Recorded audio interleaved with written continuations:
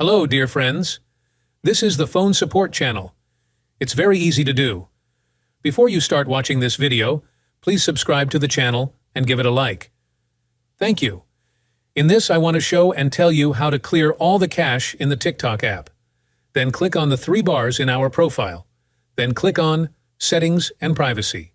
After that, go a little lower and find one item. It is called Free Up Space. Here we can see our cache and how much space it is taking up. Before this video, I already cleared all cache, and so I have almost nothing here. But you will probably have quite a bit of garbage that you can clear. In order to clear it, click Clear. And then click Clear Cache. And now all the cache we had is cleared. Also, we can clear all downloads.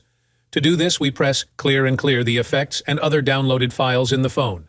This method helps to clear unnecessary garbage and speed up our iPhone. The method is relevant in 2024. If you liked this video, get likes and subscribe to the channel. This was the Phone Support Channel. Like it and subscribe to the channel. See you later. Bye-bye.